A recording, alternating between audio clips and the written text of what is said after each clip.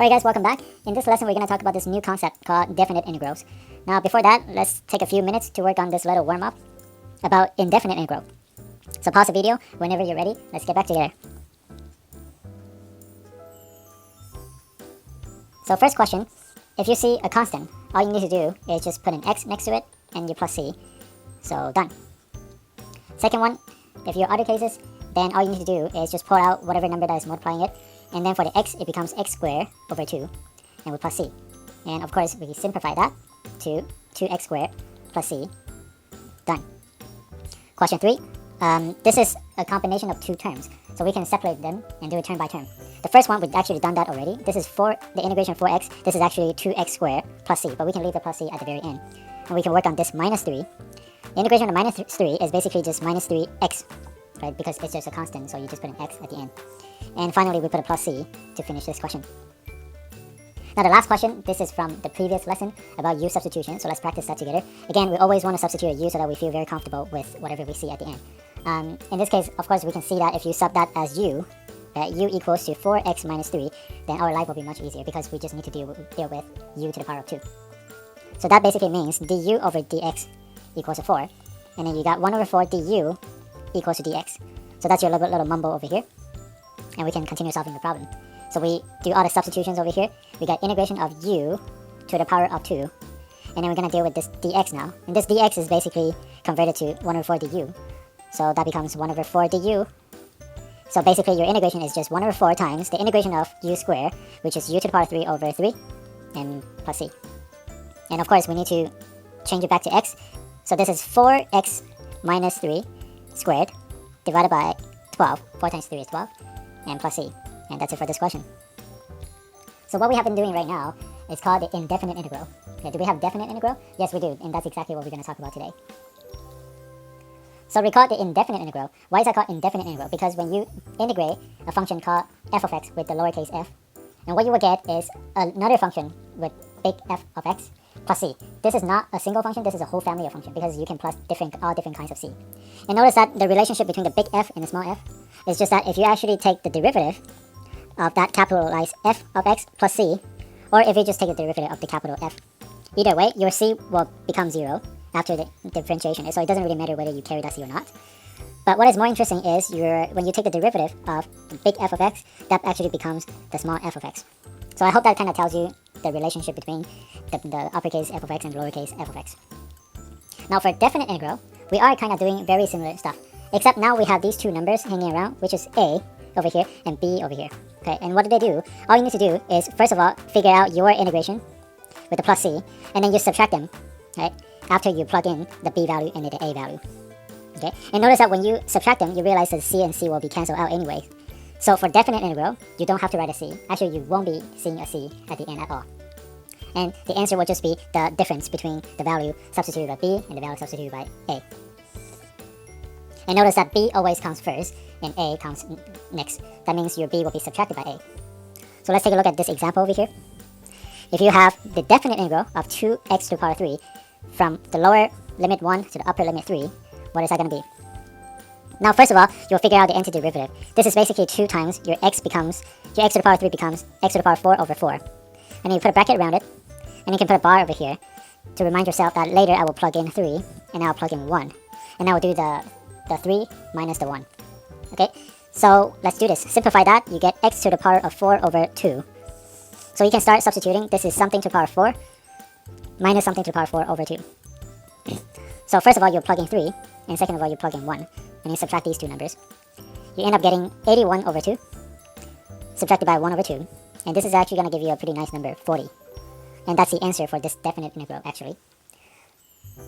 So one thing that you can see, very interesting, is that the main difference between the definite integral and the indefinite integral is that the indefinite integral gives you a whole family of functions. Not just one, it gives you infinitely many functions. But definite integral, it actually doesn't give you a function, it actually gives you a number. And what does this number 40 over here represent? Right? Does that represent the weight of this thing, the height, or does that represent something interesting? That's exactly what we're going to find out today. And now we have two new members over here. We have this a over here, and we have this b over here. The a, we call that the lower limit. The b, we call that the upper limit. So these are the main 5 elements whenever we're doing the definite integrals. So now let's go ahead and find out more about the definite integral. We know that the definite integral will always give us a number, but what does that number really represent? Let's go ahead and find out here. Now here, let's start from the left hand side. I want to actually draw our function in this case. My function is actually f of x equals to 4, here we are. This is f of x equals to 4, or y equals to 4, which is a flat line telling you that my y value is always equal to 4. And then in this case, I want to find an area actually. My area will be bounded under this f of x equals to 4. And then I will have my left limit, which is a equals to 1. So your a is equal to 1. And then I have a right limit, which is b equals to 3. And we want to find an area that is being bounded over here. Obviously, this is the shape of rectangle. And I hope this is obvious enough that this length over here is equal to 4. And then here we have 2 over here, 3 minus 2. So 3 minus 1 equals to 2. So the area is just 4 times 2, which is equal to 8. So the area under this curve with the left bound and the right bound is actually equal to 8. Let's see what we're going to find out for the definite integral if you actually do the integration. So remember, when you do the integration, you first of all find out the antiderivative first without a plus c, because you don't need a plus c anymore because they will cancel out anyway. So this is actually 4x, and then you start plugging in with my lower limit and upper limit. So you end up having this 4 bracket minus 4 bracket, and then here you plug in your 3, and then here you plug in your 1 over here. So you end up getting 4 times 3, 12 minus 4. Guess what? You also get an 8.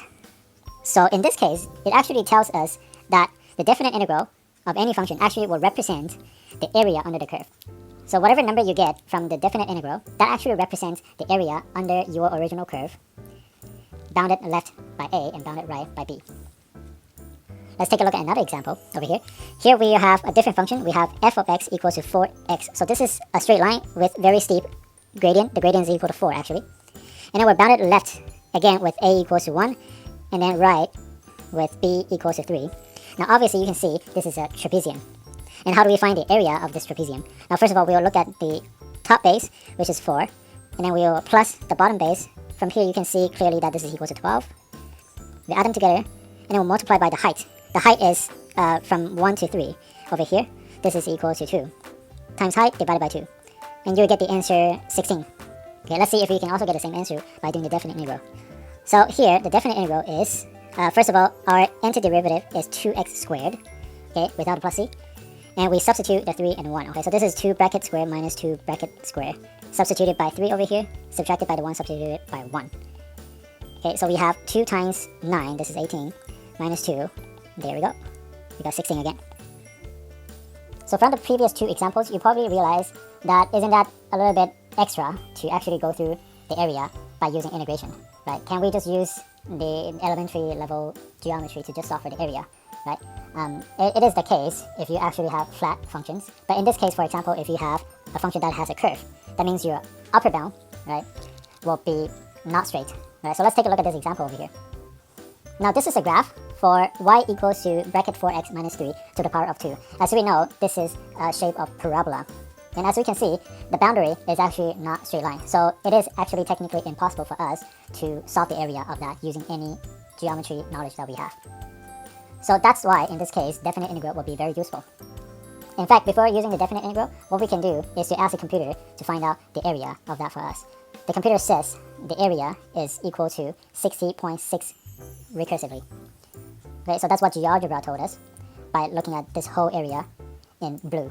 Let's go back to our definite integral and see if we can get exactly the same answer. Okay, so now we're back here. Remember, from our GeoGebra, we were told that the area under the function is actually equal to 60.6 recursive. Okay, so let's find out if that's actually the case over here. Now, the integration, first, the antiderivative is this guy over here. We did that before already in the warm-up, actually. So all we need to do is just plug it in. Okay, so this is going to be something over 12 minus something over 12. Okay, when you plug in the 3 into here, you're going to get 12 minus 3, which is 9 raised to the power of 3. When you plug in 1, you're going to get 4 times 1, which is 4, and then we got minus 3, this is 1, still to the power of 3. And we're going to get 729 over 12 minus 1 over 12. This is actually equal to 728 over 12. And if you convert that to decimal places, you actually get exactly the same number as 60.6 recursive. So the textbook actually has a pretty good conclusion diagram. If your f is a non-negative function, okay, so you have a function in green that is shown on the diagram, then your definite integral from a to b of your f of x shown in purple actually represents the area under the curve from x equals to a to x equals to b. So that's exactly what the whole thing is about, and I hope that gives you a clear idea about what definite integral actually represents. So let's work through part A together with all 3 examples, and then we'll move on to B. For A, this is basically the integration of your function is 1 over 3 x plus 3 dx, but this is indefinite integral. We're going to make it definite by putting our lower limit. We go from 0, right, so this is your let down, all the way to 6, which is right here. You stop here. Okay, so that's it for this question, for part A. The second question, I think it should be obvious enough as well, except the function is a little bit too small. Let me zoom in a little bit. So here you have, again, the integration of your function is 0.5 x to the power of 2 plus 3 and dx. And then our left limit is 1 over here. And then you stop here. This is 4. Done. Question number 3, pretty much the same thing. Integration, whatever you have, square root 25 minus x squared dx. Lower limit is 0. And then we have this upper limit over here. This one's a little bit subtle, but you basically have just a dot over here at the end. So this is 5. So that's it for part A. Let's move on to work on part B. Now for part B, you can use any method to find out the area of the region. Sometimes you may find the definite integral being more useful. Sometimes you might find the geometry a lot easier. Let's take a look at each question and figure out which one is easier for which case. For question number 1, we can just go ahead and do the definite integral. So this is equal to, when you take the antiderivative, this is 1/3. And we have x to the power of 2 over 2. And then we plus 3. We have 3x now. And remember, we don't need plus c for definite integral. All we need to do is just make sure that we substitute 6 and substitute 0. So this is going to give us, if you put in 6, you're going to get 6 as a denominator first. And you're going to get 6 squared for the first term. Second term is 3 times 6. Okay, so that's your 6. Okay, your 0 is a lot easier. Your 0 is just 0 squared over 6 plus 3 times 0, which is also 0. Okay, so this whole thing over here is just 0. We can just ignore that. What we're going to get is the 36 over 6, which is 6 plus 18. This is equal to 24. Okay, so the area under the curve is really 24. If you don't believe that, you could also go ahead and try to calculate the area of a trapezium. So here we have the top base over here being 3, and then the bottom base being 5 over here. Right, 5. So we have 3 plus 5 times the height. The height goes from here to here, and this is actually 6 because 6 minus 0 is 6. We always divide by 2. This is going to give us 8 times 6 divided by 2, which is still 24. So in this question, we can kind of see that it is actually a lot easier to find the area using trapezium. Okay, is that the same case for question number 2? Let's find out. In this case over here, you actually realize that we have a curvy boundary over here in black. So it makes it impossible for us to find out the area using simple geometry. So we really need to go ahead and use indefinite integral. So let's go ahead and do that. In this case, we have, first of all, we do antiderivative first. The 0.5, let's change that to 1 over 2. X squared becomes x to the power 3 over 3. Plus 3x, we don't need plus c, plug in 4 and 1 later. So we get this thing called 6 for the denominator, plugged in by 4 to the power of 3, plus 3 times 4. That's your first part. Now second part being subtracted by is when you plug in 1 into everything. So you got 6 as a denominator, and then 1 to the power of 3 on the top, plus 3 times 1. Okay, a little bit tedious, should be okay. Because what you can do is you can group things together. So for example, these two things will be subtracted together. Okay, so this is denominator 6. We have 64 minus 1, 63 then. And then we deal with these two whole numbers over here. They are to be subtracted together. Okay, so we got 12 minus 3. That's plus 9. So you end up getting 21 over 2 plus 9. This is 10.5 plus 9, which is 19.5. So question number 3. Let's find out. In this case, you can go ahead and try it at home, but I'm just going to tell you here that it is actually impossible for you to do the integration over here. The integration of square root 25 minus x squared, you probably want to try using the u substitution, but if you go ahead and try it, later you realize that there is a problem. I'm missing something to substitute back into u. So in this case, the integration actually doesn't work. So let's try using just simple geometry, right? Because this is basically a quarter of a circle with radius 5 over here actually, and then we have a 5 over here as well. So the area of that is just equal to 1/4 of the circle, which is pi r squared, and then my r is equal to 5.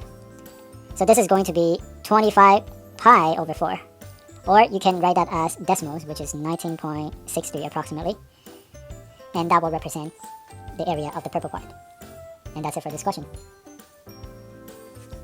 And that's it for this lesson. I'll see you guys in the next lesson. Peace.